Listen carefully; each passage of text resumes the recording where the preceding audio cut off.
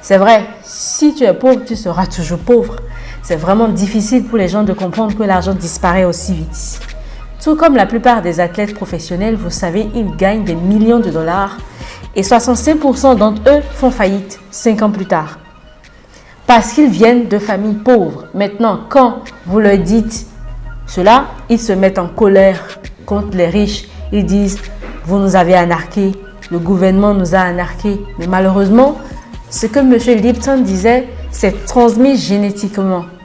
Dès que je vous paie, vous pensez comme un employé. C'est le piège. Les entrepreneurs travaillent gratuitement.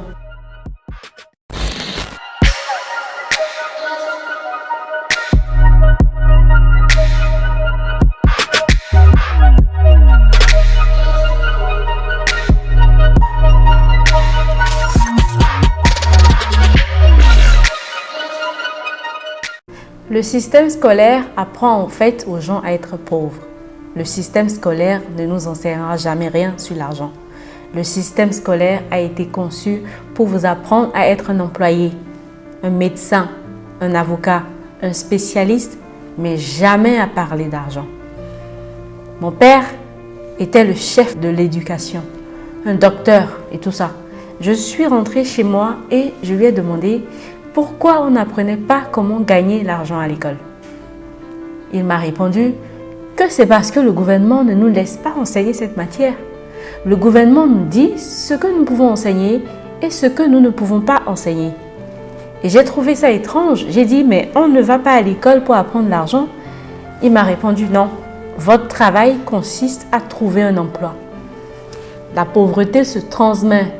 Elle est enseignée dans vos familles. Et les classes moyennes sont enseignées dans les familles. Et donc, les gens qui sont assis chez eux en ce moment, qui ont des difficultés financières ou qui s'inquiètent de l'argent ou qui sont malheureux, ils gagnent peut-être beaucoup d'argent mais ne sont pas satisfaits de ce qu'ils font. On leur a probablement enseigné, vous savez, votre super ego a été enseigné. Trouve un travail, travaille dur ou tu ne seras jamais riche. Ou le mal du métro ou autre.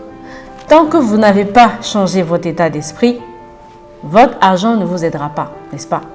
Et on le voit avec les gens qui gagnent à la loterie, ceux qui gagnent plus d'argent. Ils ont toujours le même problème, parce qu'ils ont l'âme du pauvre. C'est vrai, si tu es pauvre, tu seras toujours pauvre. C'est vraiment difficile pour les gens de comprendre que l'argent disparaît aussi vite. Tout comme la plupart des athlètes professionnels, vous savez, ils gagnent des millions de dollars et 65% d'entre eux font faillite 5 ans plus tard. Parce qu'ils viennent de familles pauvres. Maintenant, quand vous leur dites cela, ils se mettent en colère contre les riches. Ils disent, vous nous avez anarqués, le gouvernement nous a anarqués. Mais malheureusement, ce que M. Lipton disait, c'est transmis génétiquement. Dès que je vous paie, vous pensez comme un employé. C'est le piège. Les entrepreneurs travaillent gratuitement. À partir du moment où tu acceptes le chèque de paie, ton cerveau est mort. Les gens disent, pourquoi ne donnez-vous pas de l'argent aux pauvres? Le seul problème avec ça, c'est que ça crée plus de pauvres. Oui, vous donnez un poisson à un homme, beaucoup de gens veulent plus de poissons. Vous savez, eh bien le mieux, c'est de leur apprendre à pêcher. Vous savez, les pauvres sont toujours parmi nous. Parce que ça commence ici, c'est dans leurs mots. Vous savez, les mots deviennent chers.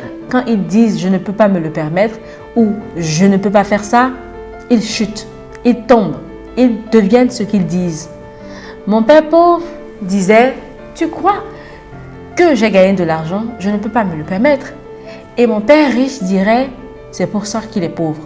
Les pauvres disent que je ne peux pas me le permettre, je ne peux pas le faire, je n'ai pas le temps. Parce que c'est une échappatoire. C'est facile de dire « je ne peux pas me le permettre » ou que je suis trop fatigué ou je ne peux pas aller à la gym. Tu sais quand tu pourrais aller à la gym, mais tu ne le fais pas. Tu te dis « je suis juste trop paresseux pour aller à la gym ». Et vous jouez la sécurité et vous n'introduisez pas de nouveaux risques dans votre vie. Et donc, la sécurité, pour vous, c'est l'emploi. Au lieu de dire « je ne peux pas me le permettre », dites plutôt « comment je peux me le permettre ?» Qu'est-ce qu'il faudrait faire? Ou pourquoi je devrais faire ça? Une question ouvre l'esprit et une affirmation le ferme. Vous voyez, quand vous dites « je ne peux pas me le permettre », votre esprit se ferme et vous devenez ce que vous dites. Les gens disent l'argent n'est pas si important pour moi. Alors, si l'argent n'est pas si important pour toi, je veux dire que si tu ne te soucies pas de l'argent, l'argent ne se soucie pas de toi. La parole devient chère. Je ne serai jamais riche, ou encore la préférée, c'est que les riches sont avides. Ce sont les pauvres qui sont avides. Vous savez pourquoi? Si vous y réfléchissez, c'est que pour être riche, vous devez donner quelque chose.